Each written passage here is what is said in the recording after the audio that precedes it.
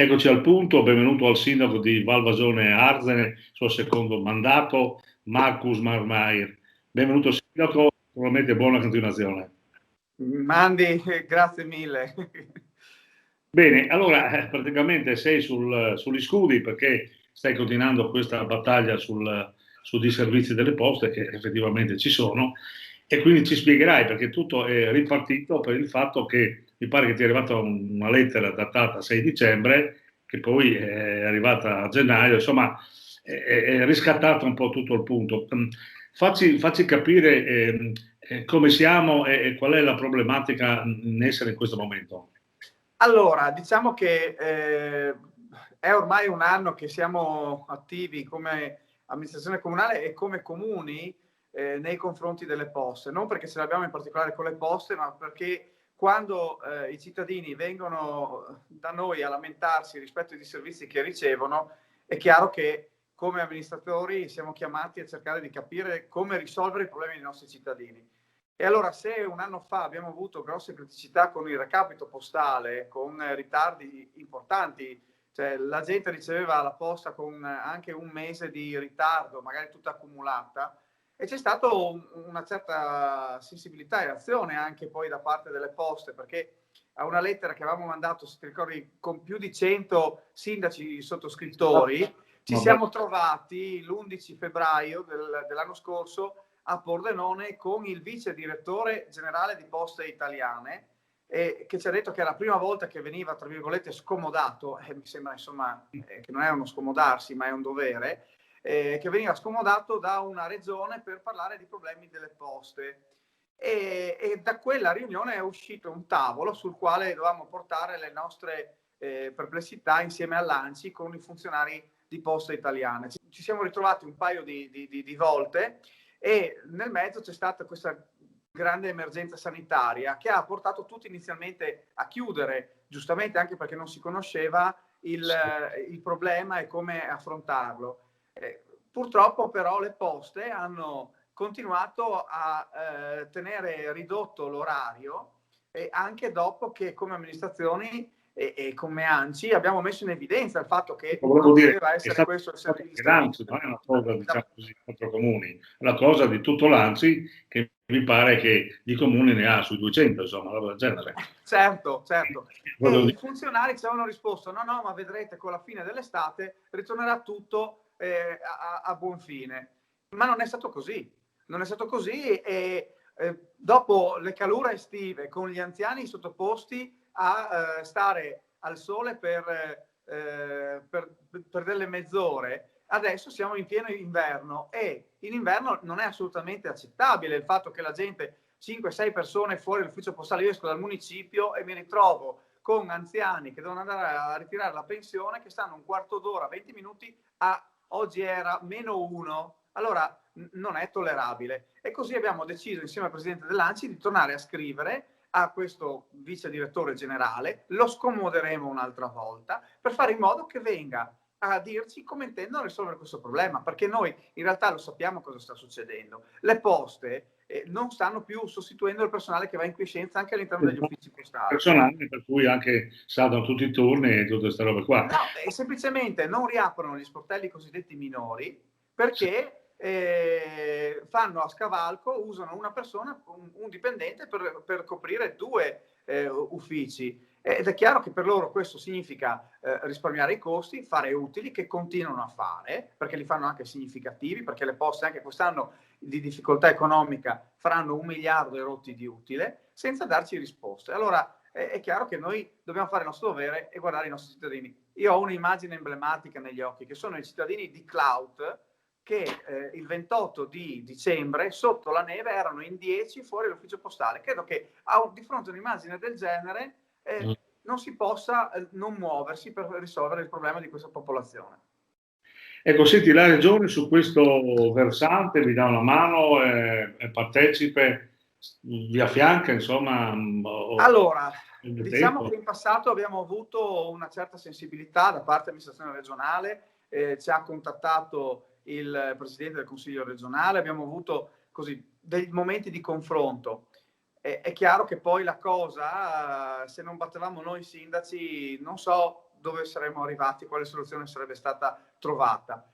C'è da dire anche che qualche deputato si è mosso, ad esempio Vania Gava si è attivata e qualche risultato è stato comunque ottenuto. C'è sempre di mezzo la burocrazia, no, dei vari enti che in qualche modo mette un po' questi paletti e procrastina un po' anche le decisioni. Questo forse complica un po' le cose, no, Sindaco? Bah, io direi che soprattutto è aver perso il senso del servizio pubblico, perché le poste ormai ragionano come un servizio privato che deve fare utili e si dimentica che riceve ancora dallo Stato decine di milioni di euro all'anno per erogare dei servizi che sono garantiti da quella che è il fondamento della nostra nazione, perché non dimentichiamo che una delle motivazioni per le quali è nata l'Italia è legata al fatto che veniva portato in ogni comune un ufficio postale. Cioè l'Italia è nata anche per questo motivo e Sì, quindi non dobbiamo dimenticarlo.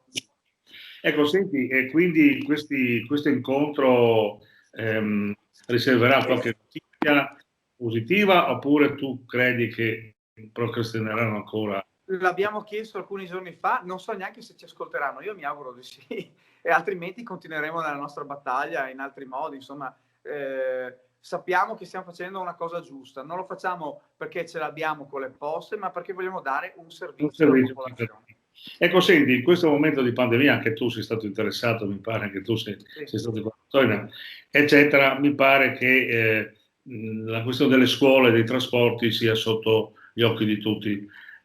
Anche le questioni delle attività economiche, questo non ci piove, ormai solo la canna al gas, però se noi non usciamo con le scuole diventa un fastidio. Ecco, io volevo sentire la tua opinione, innanzitutto come vanno le cose nel tuo territorio, ma la tua opinione anche come esponente del patto dell'autonomia. Allora, beh, sicuramente a livello locale chi ha erogato il servizio con gli operatori del territorio, come nel mio caso, problemi non ce ne sono stati. Anzi, gli operatori si sono dimostrati sensibili nel cercare di fare in modo di garantire quella separazione degli utenti. Noi, per dire, abbiamo concordato un doppio giro in modo tale che i bambini vadano a scuola in modo molto diradato, proprio per evitare i contagi. La stessa cosa, credo, la stessa fortuna non ce l'hanno avuta quei comuni che purtroppo sono caduti in questo contratto nazionale che è stato fatto con la Tumulo, che ha portato i comuni a veramente essere esasperati rispetto a un servizio che sapevamo gestire da soli e anche meno costoso. Allora, su questo spiace che forse per una questione di partito preso non si voglia ammettere di aver sbagliato, perché di questo si tratta, e si faccia un passo indietro e si ritorni a quello che noi... Cioè, io credo che a volte anche noi amministratori ammettere di aver fatto un errore è la cosa più giusta nei confronti dei cittadini, perché nessuno è nato perfetto. Allora, questa cosa qua del contratto fatto con la centrale unica di committenza ha dimostrato tutti i limiti del cercare sempre di accentrare e di portare verso l'alto, che è uno dei motivi per i quali nasce anche il patto per l'autonomia, che è quello di dire noi vogliamo che i servizi, le decisioni siano il più vicine possibile alla popolazione, su tutti i livelli. Ed è questo lo spirito col quale partiamo. Ed è anche, questa è proprio un'esemplificazione perfetta di cosa vuol dire quando si pensa che accentrare sia la soluzione dei problemi, perché ci sono dei risparmi con le economie di scala, che diventano delle diseconomie di servizi. Ecco, senti, per quanto riguarda sempre le autonomie, la vostra posizione per quanto riguarda le aree vaste o le province? So che la Lega vuole ripristinare un po' le province elettive e il Movimento 5 Stelle mi pare che è contrario, insomma c'è un tira e molla, però diciamo così la legge è stata varata e in qualche modo il dibattito bisogna che decolli perché ormai siamo già al terzo anno di amministrazione, qualcosa succederà.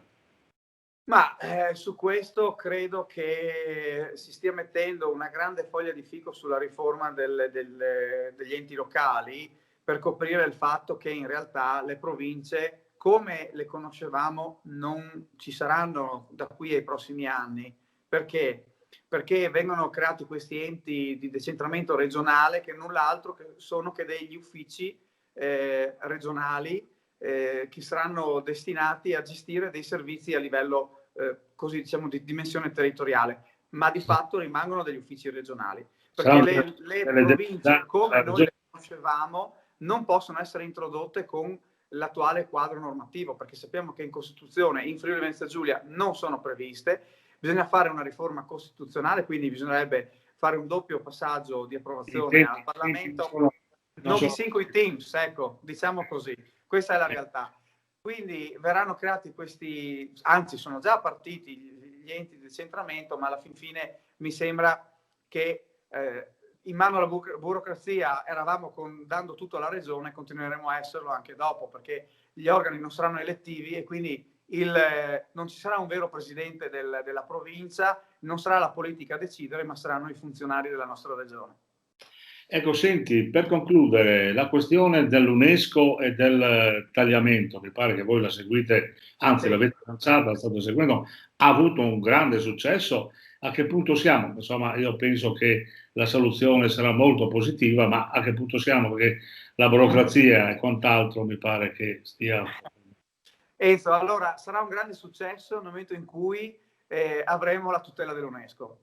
In realtà la Regione sta cercando di portare avanti un altro tipo di riconoscimento che ha sicuramente un valore, quindi non siamo contrari, siamo contenti che ci sia il MAB UNESCO, che è un'altra cosa, non è il riconoscimento come patrimonio dell'UNESCO, ed è un primo passo, ma quello che vedo all'orizzonte in realtà è purtroppo ancora un conflitto forte tra la parte alta e la parte bassa del tagliamento. Ieri ci siamo visti con i sindaci della zona bassa, e io comprendo la Tisana che ha palesato ancora una volta la sua indisponibilità a vincolare il tagliamento senza avere garanzie rispetto al fatto che i problemi della Tisana trovino una soluzione. Siamo in una situazione molto difficile e critica. Alcuni che insomma, come si dice, la coperta è corta, ecco, uno tira da una parte, uno tira dall'altra, probabilmente ci saranno ancora delle lungaggini, mi fai capire. Io credo, in questo caso tu parli di burocrazia, credo che sia la politica che debba decidere che cosa vuol fare. Sono 50 anni che abbiamo il problema della Tisana e bisogna iniziare a decidere se si vuole salvare la Tisana o se si vuole in qualche modo condannare il tagliamento. Questa è purtroppo non ci sono alternative e allora bisogna avere il senso di responsabilità di trovare una soluzione che sia una soluzione che non sia di compromesso, perché bisogna decidere che cosa si vuol fare. Questa è la realtà dei fatti. Quindi, insomma, su questo ci avvitiamo. È ovvio, lo dico personalmente, io credo che il tagliamento sia un patrimonio umano di tutto il nostro territorio e di tutto il mondo, e quindi vada salvaguardato per quello che è. Ci è ammirato ed è studiato da tutto il mondo, e quindi questa è una priorità. Bene, speriamo che una soluzione si trovi. Io intanto ti ringrazio molto per la tua partecipazione, per il tempo che ci hai dedicato. Naturalmente alla prossima, ti aspetto. Grazie mille, Mandi, a tutti i telespettatori.